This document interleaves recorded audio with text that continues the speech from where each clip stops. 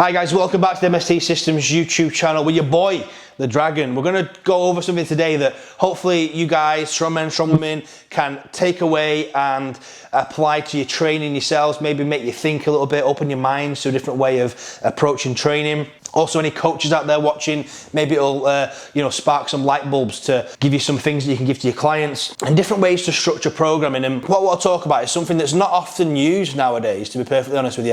And I understand why. It's because people like to be in a routine, they like to train on the set days, and they like to kind of schedule their week out where they train these days at these times, and they don't really have much freedom to rotate through. So this approach is really for people that have a little bit more freedom with the times they can train, and aren't too fussed about changing the structure every couple of weeks. So what we're going to talk about, guys, is one of the most underused methods of getting stronger is frequency rotation or undulating frequency. You can look at it different ways, but I wanted to just present it to you and just explain it to you a little bit how it works, so that you can maybe go away and think to yourself, wow, I could apply this on my log, or I could apply this to my, a weak area of training like your farmer's walks or something.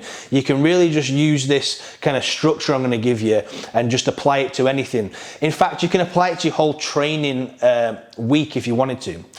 So what do I mean by frequency rotation? Well, basically, most people will have a set training week that they use. So, a 4-day split, for example, is very common in Strongman. And there's nothing wrong with a 4-day split. There's nothing wrong with a 3-day or a 5-day split. These things, they all work. I'm not trying to say that there's an optimal amount of time to train. There isn't. What I'm trying to say is that people get stuck in training 4 days a week for like 3 years. They get stuck in training 3 days a week or 5 days a week. They just get stuck in training a specific amount of time a week as like habit, instead of phasing in and out of training frequencies to manage recovery, manage load, undulating loads. You could, maybe when you go heavy, you can do less frequency, etc. And it's something that's really not used, and it's so effective. And I only use it probably with about 10-15% of my clients, just because, like I say, not everybody has the freedom to be able to just train when they want. Obviously, other commitments, work, family life, etc. But if you're in the boat that training is a bit more of a priority for you, then honestly, frequency rotation is just such an amazing way to get strong and manage your recovery. It's really class. So first of all, I want to talk about lower frequency. So let's say, we'll use the example of somebody who trains 4 days a week, guys. That's a very common split, isn't it? So going to 3 days a week for a little bit, you might think to yourself, well, I'm training less. If I'm going 3 days a week, I'm not going to get as strong and make as much progress. But for acute periods of time, less frequency and less kind of just work across the week as a whole can be extremely beneficial for a strength athlete. And the reason being is because most people vastly underestimate what their fully recovered state is. A lot of people don't understand this. If you're strength training 4 days a week, even if you're taking a deload every 6 weeks, I would almost guarantee that you're running at 90%. Even when you're like, oh, I'm fully recovered, I'm feeling great, I imagine that you're slightly down-regulated in terms of nervous system fatigue. There's still some there, because it just builds up over time and accumulates over time. So by dropping your training frequency down for like maybe a 4-week stint to 3 days, what you're actually enabling yourself to do is tap into that extra 10% of recovery that you've never been using before. And that's something that's really, really underused and underestimated, the effectiveness of it in strength training, because people are often see it as a regression instead of a progression. And I'm not saying that you should drop your frequency entirely for like a year, but I'm just saying it's a tool to have in your back pocket to use now and again, and to use maybe leading up to a peak when you're starting to do really heavy neural stimulus, and maybe when you're 3 weeks out, 4 weeks out. It might seem silly to drop your training frequency, but trust me, it will allow you to pull extra recovery in so that those sessions that are extremely heavy go better. Now, on the opposite end of the spectrum, we have the increase in frequency. So let's say you're training 4 days a week. We could push that to 5 or 6 days. Now, the reason why this is really effective is because you would usually use this at kind of the start of a phase. So I'm going to go for an example here, guys, of how you can use frequency reduction to peak a lift. So we'll go through log press, for example.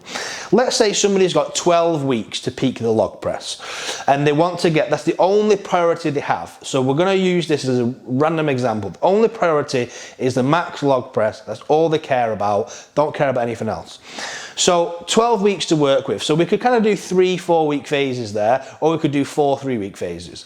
So let's go with 4 3-week phases. Okay, so we start off with phase 1, and we're going to use a high frequency approach. So maybe we log 5 to 6 days a week. Let's go with 6 days a week. We log 6 days a week on weeks 1 to 3, and we use extremely light loads, and it's mainly focused on skill acquisition. So we practice different parts of the lift on each day. So maybe we focus on, you know, as the athlete or the client doing it, you know, probably pick your weak areas. So if they had a weak dip, maybe 4 of those 6 sessions will be focused on the dip to make sure the dip mechanics are perfect. Maybe a lot of it is focused on press from the chest work because they're clean and lap is very efficient. So we spend more time in rack position, more time overhead. So it could be utilizing things like sets of 5 from the chest, every minute on the minute work. We could use some specific repeatability heavier, like every 90 seconds work. But we build this model over 3 weeks where the only goal is high frequency and high skill acquisition and building loads of resilience in the positions. Then as we go into like phase 2, which is where we've done the first 3 weeks, is the next 3 weeks, we might drop it to 4 days per week. And we might start doing 2 heavier sessions and 2 lighter sessions. Again, the lighter sessions could still be focused on the weak areas and the dip, but just progressing a little bit more. So almost think of it like a heavy and medium-ish session for those 3 weeks. So these first 6 weeks of this 12-week phase, we've been using high frequency to get the main benefits that we get from frequency, which is skill acquisition, volume accumulation, resilience in position, and just refining the movement to be pretty much perfect, or as perfect as it can be. Now, whenever I tell people about this, they always think, well, Shane, they always say the same thing. Loads of people say to me, Shane, I'm already good at log, I don't need skill. Let me tell you, that is the #1 mistake people make, is skill, especially on an event. Like most events in Strongman have a high skill level, so they require a lot of learning. And most people make the mistake of, let's say you measure your skill on a level of 1 to 100. Most people make the mistake of getting to like 80, 85 skill level, and then they just think, well, it's good enough. I don't need to work on my skill. It looks good. It's perfect. I'm strong as fuck. It's perfect. But all you're doing there is you're putting a ceiling height on how strong you can get. So using frequency rotation, what we can actually do is lift that ceiling up. So if this person's 85 out of 100 skill level, after he's just logged 6 times a week for 3 weeks, and then 4 times a week for 3 weeks, his skill level might have gone from 85 to 95. So what we've done then is we've lifted his ceiling higher. That ceiling that was there because of his skill has been lifted. So now his strength potential is higher.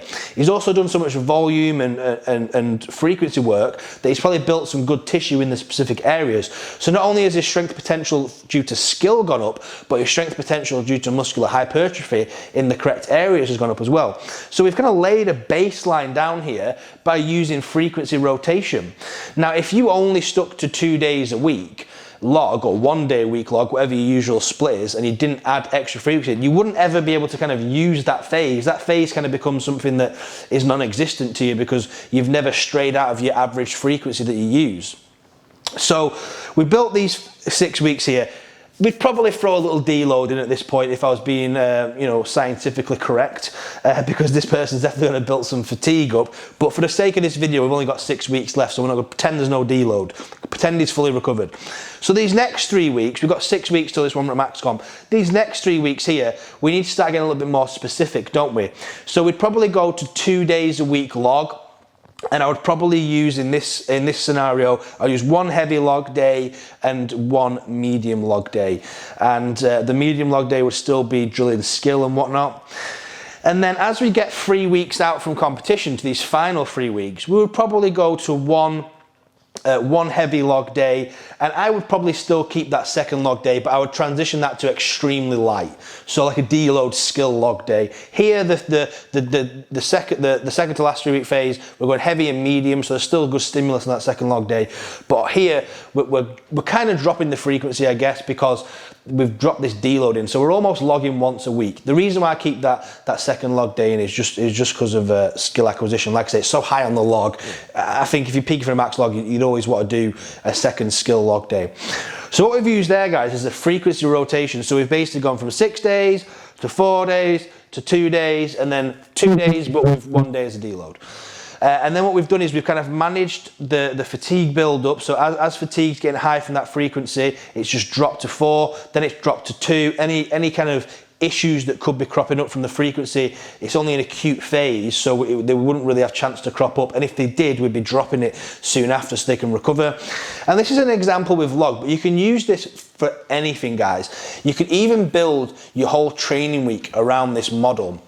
And you don't even have to stick to this linear kind of drop that I've done in frequency. You can undulate it. So you could do training week 1 could be 5 days a week, training week 2 could be 3 days a week, training week 3 could be 4 days a week, then 5, then up to 3. So you can use frequency to undulate and utilize as a recovery management tool as well.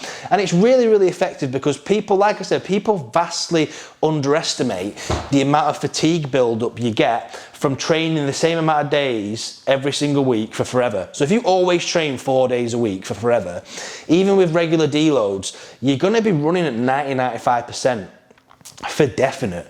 And it's something that as well, the stronger you are, and what I mean by stronger you are, I actually mean the more load you lift. A lot of people really get this wrong, to be honest, guys. They think that strength means like pound for pound kind of thing. So, I'm deadlifting 3 times body weight, so my fatigue's high. Well, if 3 times body weight is 150 kilo on a deadlift, then it's not. You're still in that lower end range. So when I say strong, I mean like strong, like people logging, females that are logging like, 90, 100, 110 kilos, and males that are logging 180, 190, 200 kilos. They're going to be the ones that are, if they're training 4 days a week all the time, they're going to be running at 90% because there's just so much fatigue build up over the course of the weeks, even with regular deloads, guys. So frequency rotation enables us to take a set period of time where we get more recovery. So if you say this person's going to train 3 days a week for the next 4 weeks, they'll get stronger. Trust me. If someone's been training 4 days for a while, if you just condense that work into 3, give them an extra rest day, they'll recover better, they'll feel better, the training will start going really well. Then you can maybe up it to 4 days, accumulate a little more fatigue, maybe up it to 5 days, guys, accumulate a little more fatigue for a few weeks, then 4 days. So there's so many ways to use it. Hopefully it just gives you a little bit of something to think about.